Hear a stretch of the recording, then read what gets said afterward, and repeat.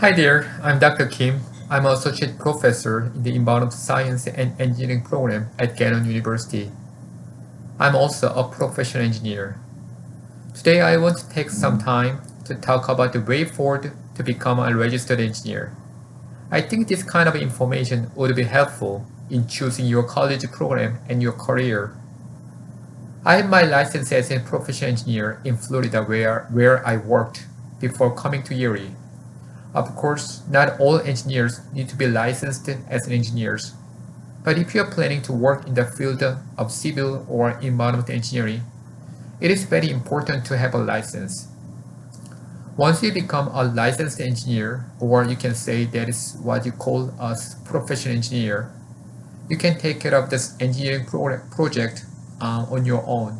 In other words, you can open your own business. You can submit your engineering design to your client with your signature and engineer seal. That means you can be a true engineer.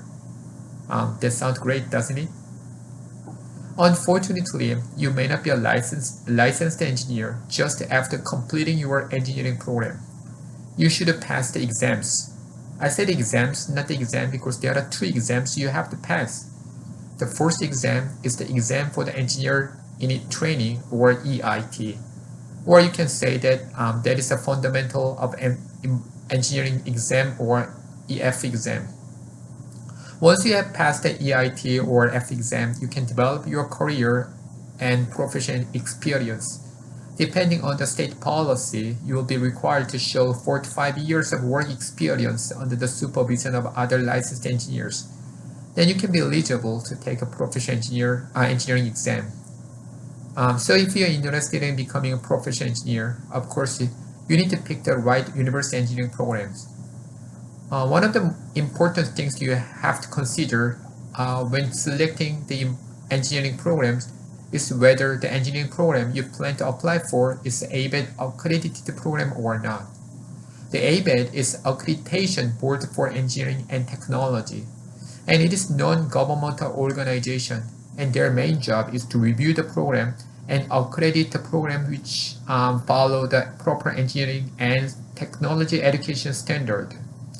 So there are so many engineering programs out there, but they are not all accredited. To be qualified to take an EIT or F exam, you should graduate so-called ABET accredited programs, or you should show your work experience equivalent to finishing ABET accredited programs depending on the engineering field. So to avoid any confusion, it is important to find the so-called ABET accredited programs. Well, you can simply go to abet.org and search for the accredited programs by the institute name or search by category. As you can see here, the environmental engineering program at Gannon University is accredited. Again, it is not easy to be an engineer. You should be good at math and science because math and science are the key communication languages for engineers. And I can say that you will not regret being engineers for sure. If you have any questions, please let me know. Again, I'm Dr. Kim of the Environmental Science and Engineering program at Gannon University. Thank you for watching.